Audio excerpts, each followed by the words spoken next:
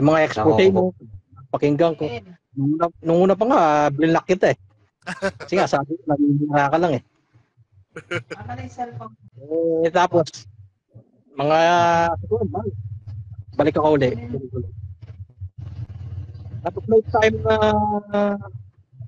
nagkasakit ako, hindi ako makalakad, hindi ako makapunta ng lokal.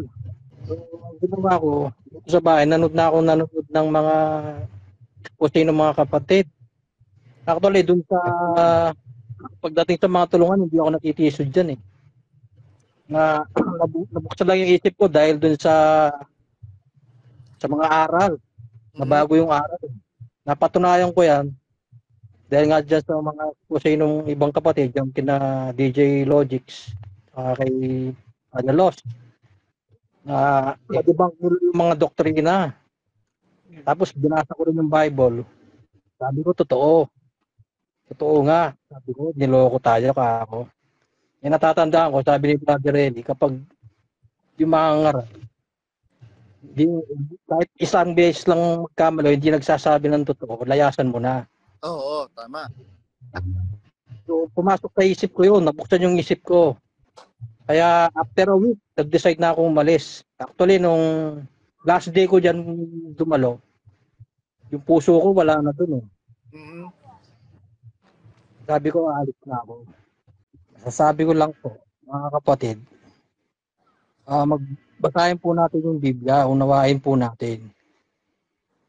Kapag yung mangangaral po, sasalita na po ng iba doon sa pinangangaral ng Bible, umalis na po kayo. Grado po, liligaw lang po kayo niyan. Tapos mag-imbestiga po kayo sa mga kapatid na lumalabas. Iisa lang po yung mga sinasabi nila about sa doktrina, yung mga scandal dyan sa Brazil, yung mga Area 52, tapos meron pang imahe si Daniel Rason na pinurosisyon sa apalit. Tapos yung mga aral na sinasabi niya, binabago, tulad nun yung kahimat kami, in-exempt niya yung sarili niya doon. Maging open-minded lang tayo mga kapatid. Tapos magdasal po tayo, bigyan tayo ng lakas ng loob ng Diyos na ilabas niya po tayo mga kapatid. Ngayon, ang pangalawang tanong, saan ka naman pupunta? Papunta kung mananatili ka diyan sa iglesia na yan. Sabi ng Biblia, kung ang bulag ay aakayin ng bulag, kapwa sila mahuhukoy. So, ito pong mga kapatid na kasama po natin ngayon sa video po na ito mga kapatid. Mga group servant po ito na nakasama ko po sa Macau at saka sa Hong Kong. Pagka po naging group servant ka sa ibang bansa, naku, ubusan po ang labanan po dyan. Kaya nga si Brad Ferdi nung nakausap ko siya, naiyak ako doon sa sinabi niya, biruin mo, hindi man lang daw niya naibili kahit bike ang kanyang tatay. Tapos yung kanyang anak gustong mag-aral ng kursong gusto niya. Sabi ni Brad Ferdi, anak, sayang lang yung hindi na natin mapapakinabangan, dadating na si Kristo. Meron tanong si Brad G. Arandela. Brad Sam, kilala mo ba ang Zacarias brother? Oo, yung isa Macau ba yan, no? Yung sa ADSIT. Kasi nag-stay ako doon, lang, 2014 to 2016 natapos na yung kontrata namin eh. Oo, tapos nag-proceed na ako dito sa Hong Kong. Magkasama tayo dati Dolores, Dolores Coordinating Center. Oo, kabataan pa natin nun. Okay. Anong dahilan bakit ka nag-exit? Alam ko matibay kang kapatid eh. Oo, bro. Alam mo, masampalataya ako yung napasukan natin iglesia, totoo eh. Kaya nga umabot ako dyan ng 24 years eh. Pero itong mga huli na, ang dami ko naririnig ng mga issue. Yung mga umali, yung mga expose mo, pakinggan ko. Nung una pa nga, binlock kita eh. Kasi nga, sabi ko, naging ka lang eh. Tapos, mga balik ako ulit.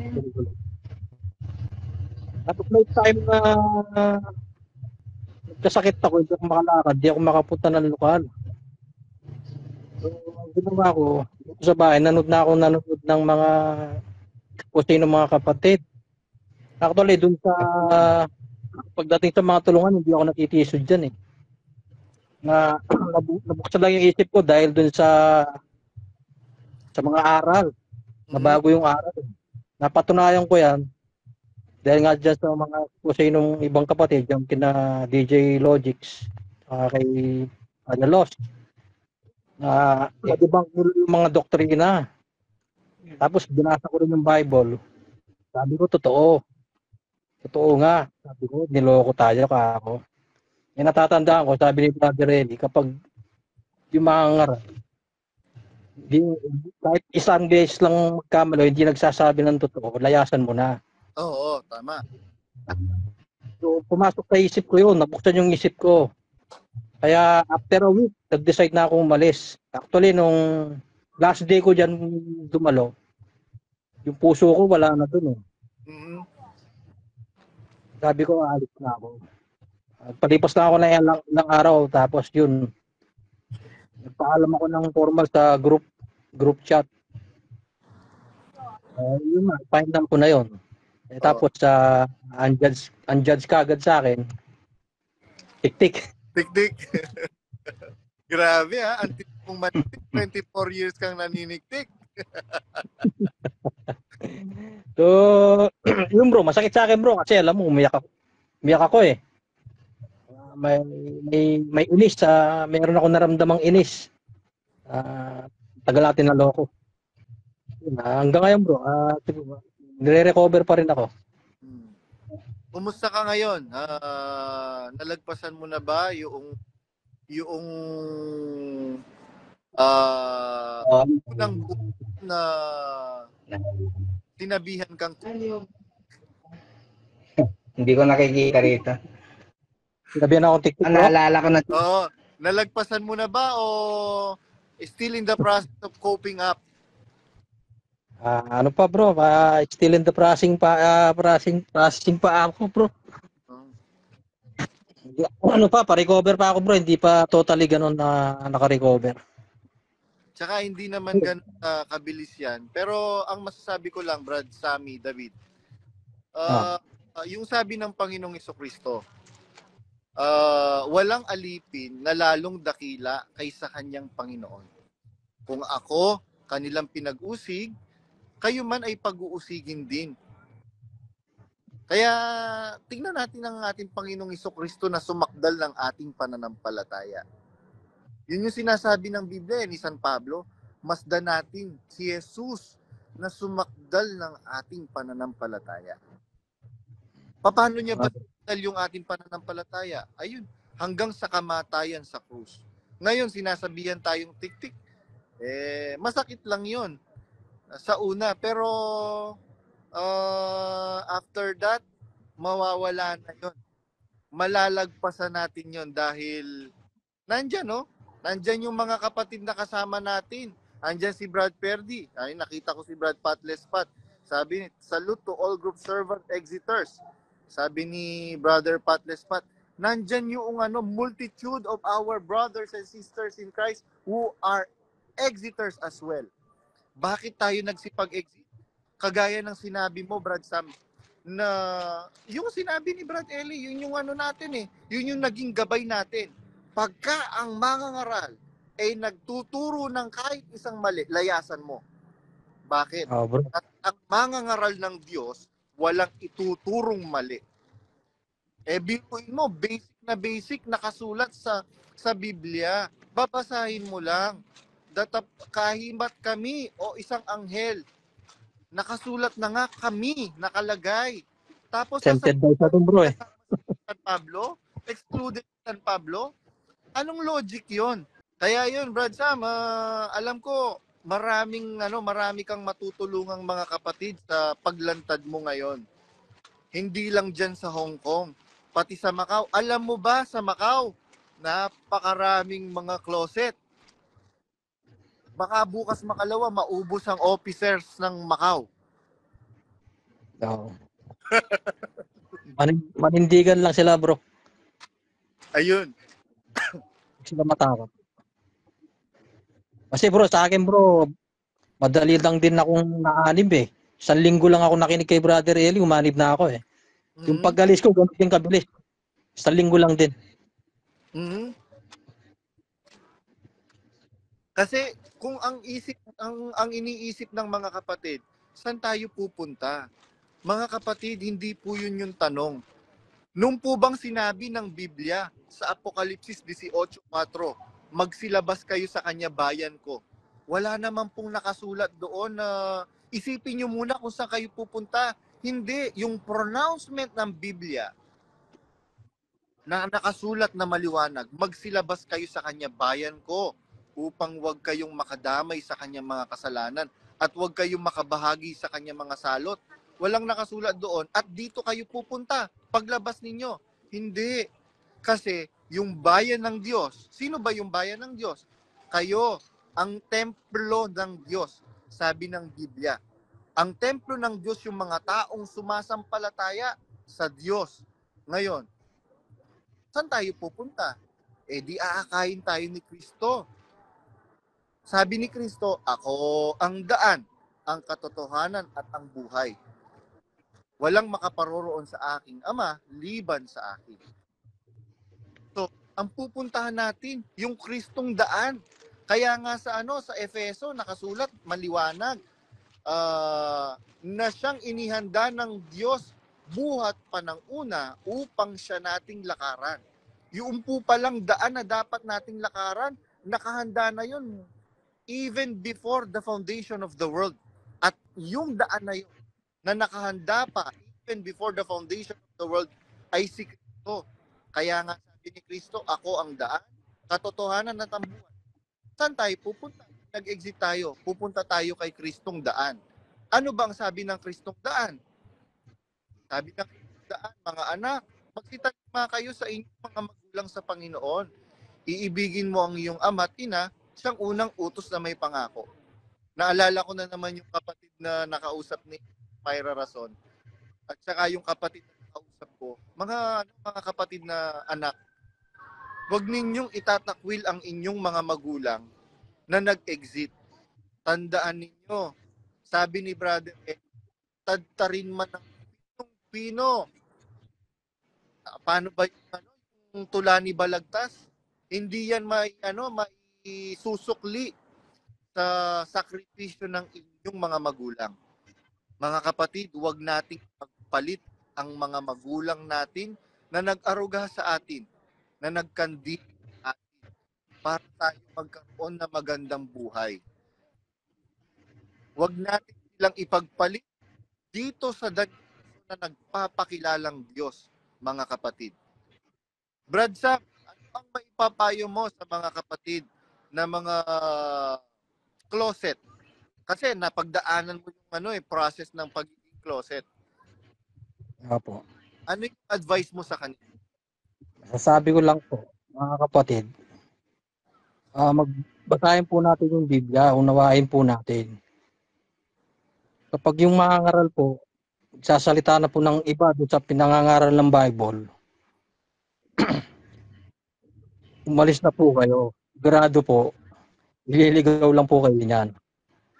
Tapos mag-imbestiga po kayo sa mga kapatid na lumalabas. Iisa lang po yung mga sinasabi nila about sa doktrina, yung mga scandal dyan sa Brazil, yung mga Area 52. Tapos meron pang imahe si Daniel Rason na pinurosisyon sa apalit. Tapos yung mga aral na sinasabi niya, binabago, tulad nun yung kahimat kami, in-exempt niya yung sarili niya doon. So, maging open-minded lang tayo mga kapatid. Tapos magdasal po tayo, bigyan tayo ng lakas ng loob ng Diyos na ilabas niya po tayo mga kapatid. At ano naman ang iyong maipapayo ngayon sa mga kapatid na mga kasama nating exiter? Mga kasama natin ni Exeter, siguro ito maganda itong mga pag-uusap na to, yung mga kapatid, bibigay lakas ng loob para makarecover tayo sa sakit na dinaranas natin. Siyempre, yung iba dyan, tumagal na ng maraming taon. Tapos malalaman na nakulto pala. Siyempre, masakit po yun. Tulad din yan ang nararamdaman ko. So, tulad yan, magsama-sama yung mga kapatid na lumabas, magpayuhan, magpalakas, palakasin ang loob ng bawat isa para bumilis po yung healing process po, mga kapatid. Yun. Salamat sa Diyos, Brad Sammy. At maraming makakatulong sa atin. Andyan sila Brad Elios, saka si Brad Logix, na meron silang programa regarding sa healing process ng na dinadanas po natin ngayon. At makakatulong yung kanilang programa. Lagi ko nga silang pinapakinggan. Ano po? Lagi ko silang pinapakinggan. Naabangan ko sila. Oo, sila yung mga big bros natin. Sila Brad Elios at Brad Logix. Yun lang sa akin, brother Padong. Ayun, salamat sa Diyos. At masasabi mo sa mga kapatid na nasa Hong Kong ngayon na sinisiraan ka, natiktikan ka? Nako, actually gusto ko manahimik na lang eh. Pero alam ko, pinagpiesta na yung pangalan ko doon. Bahala na sila. Basta sana ano sila, wag sarado ang isip. Pakinggan din nila yung side natin. Bakit maraming lumabas? Yun lang, Badong. Ito merong nag-comment dito. Sabi ni Brother Toto Luna Maristela, kapatid dito sa Cambodia na Exeter. Dalawang napapanahong tanong. Saan ka pupunta pag lumabas ka? Ikalawa, sagot sa tanong na patanong din. Saan ka naman pupunta kung mananatili ka? Yun, maganda yung siguro nasagot na ito. Saan ka pupunta kung lalabas ka? Bay pupunta tayo kay Kristo. Ang dahilan kaya tayo umanib dyan dahil sa aral. The very same reason why we entered that church is the very same reason why we exited that church. Yung aral. Mali na yung aral eh. Di ba nga sabi mo, Brad Sam, sabi ni Brad Eli, pagka meron nakitang kahit isang maling aral, lumayas po tayo. Tinandaan ko yung Brad. Ngayon, ang pangalawang tanong, saan ka naman pupunta? Papunta kung mananatili ka. Diyan sa iglesia na yan. Sabi ng Biblia, kung ang bulag ay aakayin ng bulag, kapwa sila mahuhukoy sa hukay. Biruin ninyo mga kapatid, yung umaakay sa inyo ngayon bulag. Yung bulag na suki ng Pegasus, yung bulag na palakasino, suki ng kasino, yung bulag na nag-asawa ng Japayuki. Biruin nyo papayag kayo na aakayin kayo ng immoral na mangangaral, immoral na leader. Tandaan ninyo mga kapatid, sabi sa Biblia, hindi kailanman kukuha ng kasangkapan na marumi ang Diyos. Ang gagamitin ng Diyos na kasangkapan ay kasangkapang malinis, mga kapatid. Kaya katunayan na hindi yan sugo ng Diyos, yang si Daniel Rason, marumi po ang kanyang pamumuhay, mga kapatid. Bakit po natin nalalaman? Ang nagpapatunay mismo, pamilya po niya. Si Sis Myra Rason. At hintayin nyo lang po, baka bukas makalawa magsasalita na si Uncle Ruben. Nananawagan na kasi si Sis Myra. Sino ba si Uncle Ruben? Kapatid lang po yun ng daddy ni Daniel Rason, na kapatid sa panahon pa ng kapatid na Perez. At nang i-invite pa. Ayun. Balita ko nga, yung kilala mo yung si Brad di ba? Nestor Salonga. Kilala ko. Kalukal mo yun sa Hong Kong. Hanggang ngayon, yung kanilang lupa na nasa vicinity ng Central sa Apalit, hanggang ngayon hindi pa naaayos yung usapin regarding sa kanilang lupa. Nakailang bigay na sila ng pera at hanggang ngayon hindi pa na aaksyonan. Brad Mel Magdaraog, baka naman. Ilang taon na ang lumipas, hindi nyo pa rin nagagawa ng paraan. Nagpaluwal na nga ng pera itong pamilya Salonga. Baka naman, Brad Mel Magdaraog, kung naibulsa mo, iluwa mo na yun, Brad Mel. Mahirap yung ganyan, yung aangkinin mo yung pera ng may pera. Baka magkasakit yung mga anak mo, kulang pa yung perang nakulimbat mo sa pagpapagamot sa anak mo. Yun lang naman, Brad Mel Magdaraog, payong ng isang kapatid. Kung hindi mo ako itinuturing na kapatid, bahala ka na, Brad Mel. Ayan, Brad Peter Parker. Back to you. Nakikinig lang ako ng ano nyo eh. Natutuwa naman ako at yun nga. Sayang nga eh, kung nakikinig lang si Brad Jun eh, malalaman niya kung, ayun nga, kamukha nung sinabi ni Brad Sam. Sabi ko, sa Hong Kong, ang dami ng mga nag-exit. Nabanggit ko nga si Brad Perdi. Tapos ayan, pala si Brad Sam na ano na rin. Naalala na kita, Brad Sam. Kasama mo si Brad Norman. Lagi kayong magkasama pagka dumadalo ng lokal na Macau eh. Ibiwanan partner. tuwing mapag-iwalay yan. Oo. Medyo na ano nakita ko na. Ayun, naalala ko na. Yun nga, nabanggit ko yan kay Brad Jun. Sabi ko sa kanya, marami nang umalis, mga matatagal na rin kapatid. Yun, siguro, dahil nga sa, hindi siya updated eh. Sabi ko, hindi ka kasi nanonood ng ano eh. Yun nga, sabi niya, bakit daw siya manonood eh, puro paninira lang. Sabi ko, ano yung isip mo? Huwag mong anuhin na puro paninira. Kasi sabi ko nga sa kanya, hindi mo ba napapansin na tuwing may meeting tayo ng mga officer, walang ibang usapang kundi pera. Tapos pagka itatawid natin sa mga kagrupo natin, karamihan ng mga kagrupo natin, hindi naman sa inaano ko yung mga kapatid. Pero talagang maliit lang ang sahod ng mga karamihang kapatid.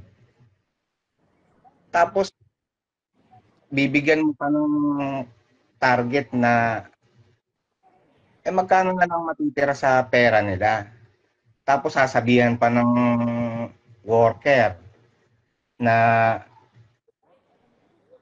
kung yung mga mahal sa buhay nga natin na ipangungutang natin. Much more na hindi natin gawin yun para sa gawain ng pagliligtas.